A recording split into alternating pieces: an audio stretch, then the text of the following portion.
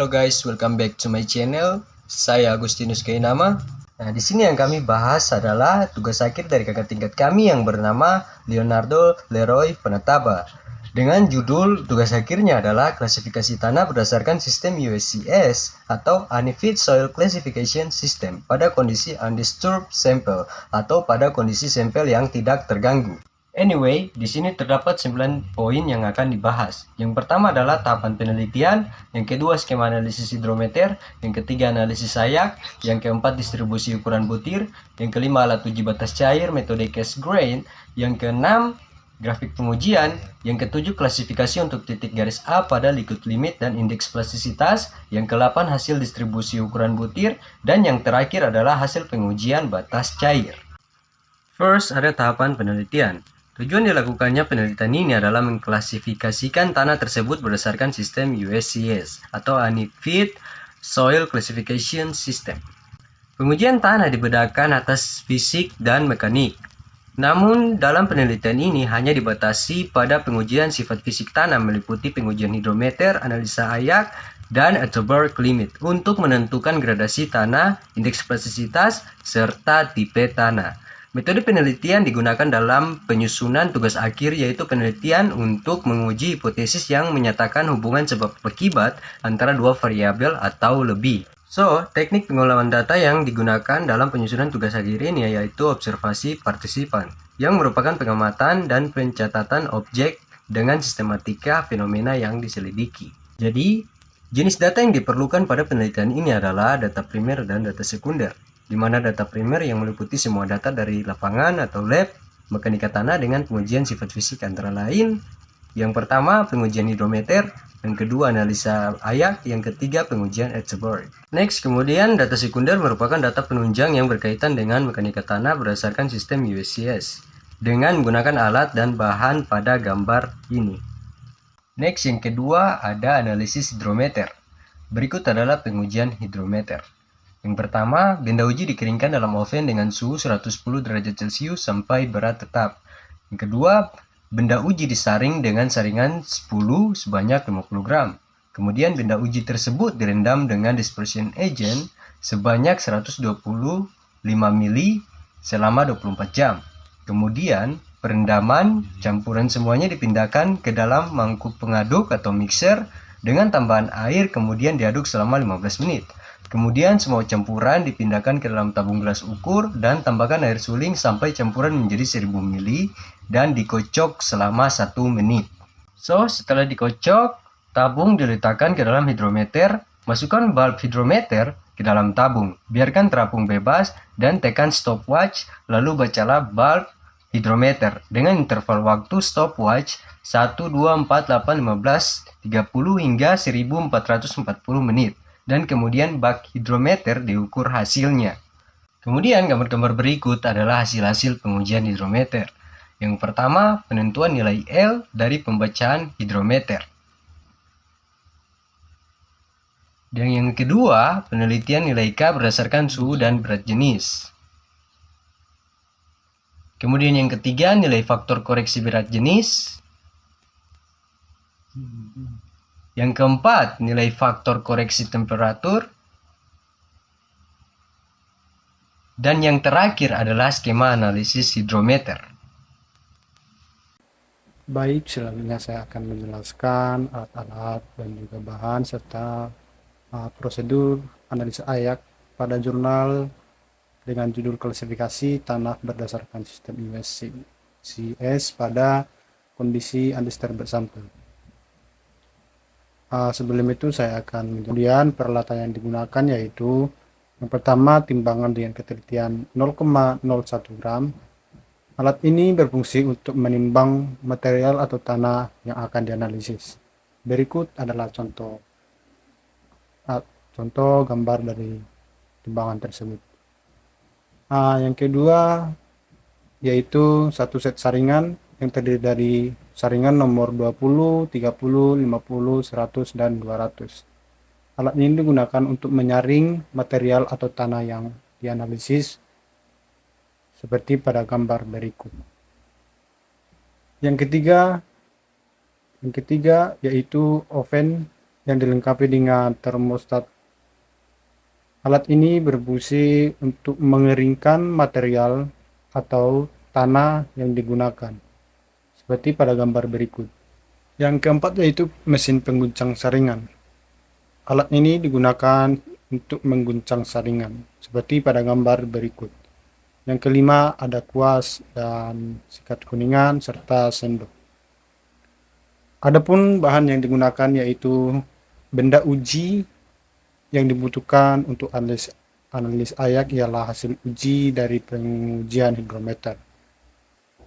Selanjutnya prosedur. Langkah pertama yang dilakukan adalah yang pertama, hasil hidrometer disaring pada saringan nomor 200 dan dicuci dengan air sampai air pencucinya bersih. Kemudian, frasa yang tertinggal kemudian di oven sampai benar-benar kering. Setelah itu dikeringkan sampai benar-benar kering, kemudian disaring menggunakan saringan nomor 20, 30, 50, 100, dan yang terakhir nomor 200. Setelah itu, hasil saringan kemudian ditimbang untuk mengetahui agregat persentase antar butiran halus dan kasar. Maka terakhir yang kita lakukan yaitu dari hasil ayakan yang kita timbang, masing-masing persen tertahan dan persen lolos kemudian dimasukkan dalam tabel seperti pada gambar berikut. Selanjutnya diplot dalam kurva distribusi ukuran butir seperti pada gambar di atas.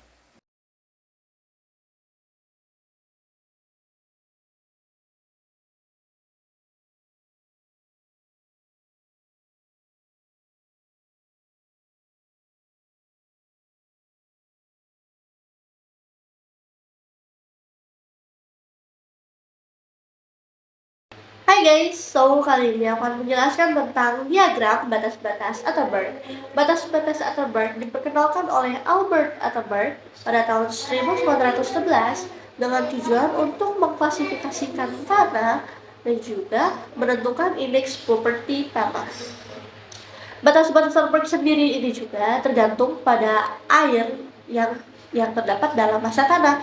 Di situ dapat kita lihat kondisi tanah ada seperti cair, kental, plastis, semi plastis, dan padat seperti tabel di atas. Nah, di sini kita bisa lihat ada basah, makin kering, dan kering. Itu kita bisa lihat ada batas cairnya, batas padat, dan juga batas menyusut. Batas cair or liquid limit, dan juga batas plastis, ada plastis limit, dan terakhir ada batas menyusut or shrinkage limit. Di sini juga saya akan menjelaskan terdapat 3 poin, ada batas cair or liquid limit, batas plastis, plastis limit, dan terakhir ada batas penyusut or shrinkage limit. Nah, pertama ada batas cair. Batas cair itu suatu kadar air tanah yang berubah dari keadaan cair menjadi keadaan plastis. Pengujian ini harus dilakukan dengan tujuan untuk menentukan kadar air tanah yang dari cair jadi berubah keadaannya plastis, tapi kita melakukannya pada saat cair. Nah, ada yang kudu juga batas plastis. Sama seperti sebelumnya, kita untuk menentukan kadar air dari keadaan plastis menjadi padat.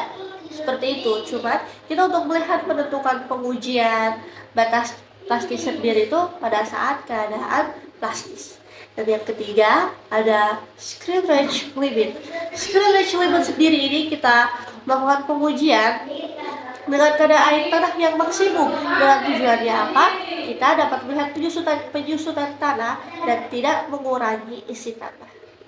Itu. Nah, selanjutnya itu alat uji batas cair metode Casagrande. Casagrande merupakan alat uji untuk menguji batas cair tanah. Batas cair tanah ini merupakan kadar air pada kondisi peralihan tanah dari bentuk plastis nih menjadi cair.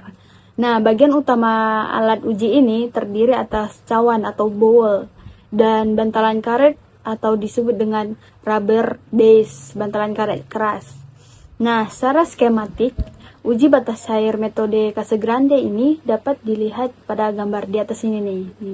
Nah, selanjutnya untuk melakukan uji batas cair, sejumlah tanah yang dicampur dengan air ditempatkan ke dalam cawan. Selanjutnya itu pasta tanah yang diratakan tadi dibagi menjadi dua bagian nih, dan terbentuk celah antara dua bagian dengan menggunakan alat pembuat alur atau grooving tool yang standar. Selanjutnya dengan menggunakan tangkai pemutar, cawan akan terangkat dan jatuh dengan 2 putaran per detiknya. Maka jumlah pukulan yang menyebabkan tertutupnya celah tersebut dicatat dan tanahnya diambil guna diuji kadar airnya. Maka kadar air yang diperlukan untuk menutup celah tersebut diperlukan pukulan. Ini didefinisikan sebagai batas cair.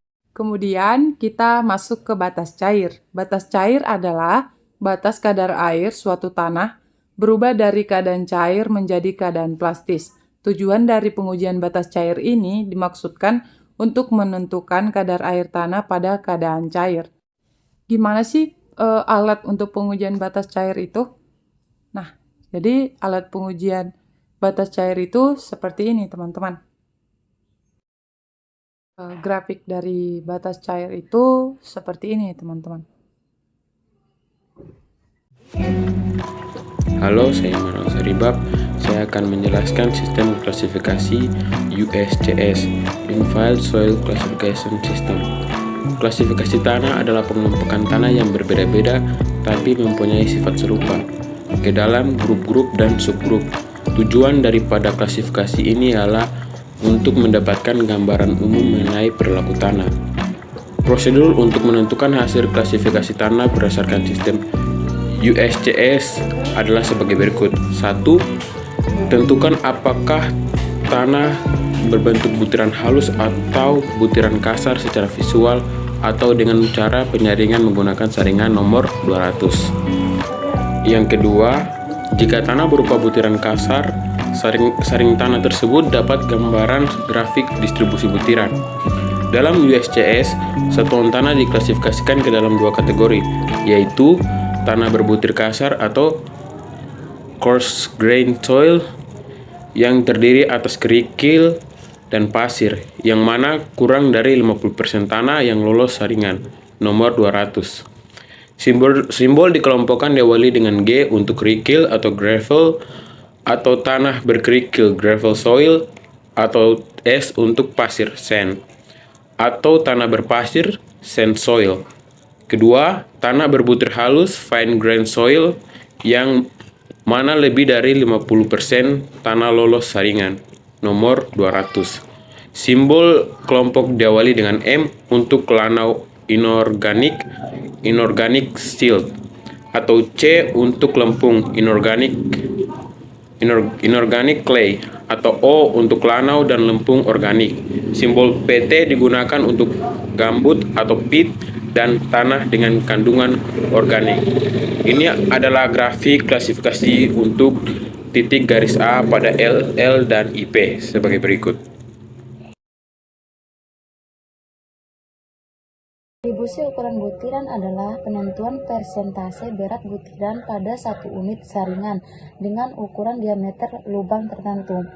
Bentuk kurva dapat dikelompokkan dalam 3.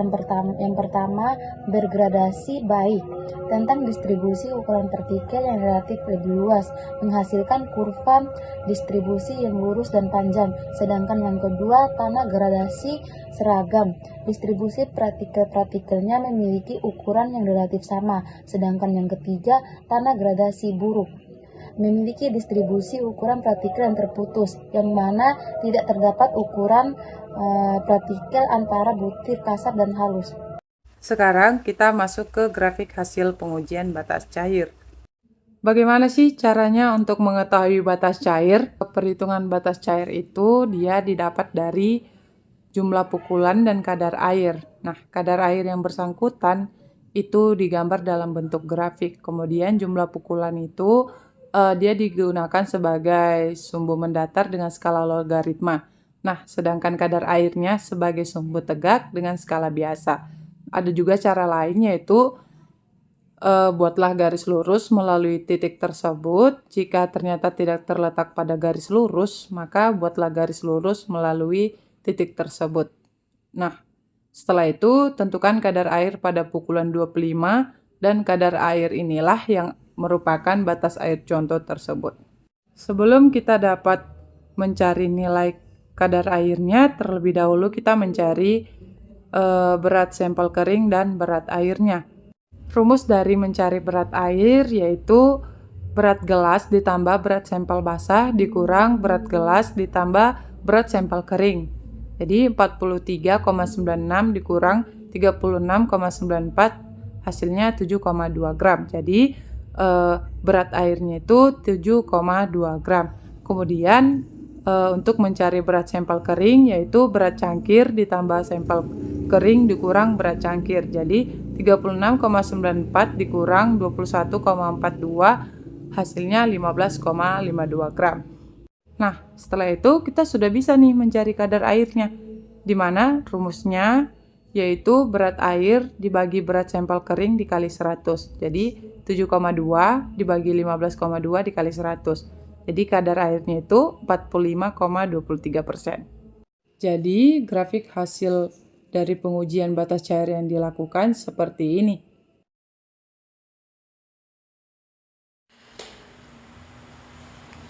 Nah, oke. Sekian presentasi dari kami yang telah kami jelaskan. Semoga bisa bermanfaat bagi kita semua dan khususnya kepada kalian yang telah menonton video ini. Nah, sebagai penutup, kami ingin menyampaikan sebuah pengutip dari Walt Disney, yaitu "You can definitely make your dream come true if you the courage of the pursue them." Artinya, jika Anda punya impian, maka genggamlah impian itu dan yakin, kejarlah, percayalah bahwa impian itu bisa akan Anda wujudkan. Thank you for all. Good night.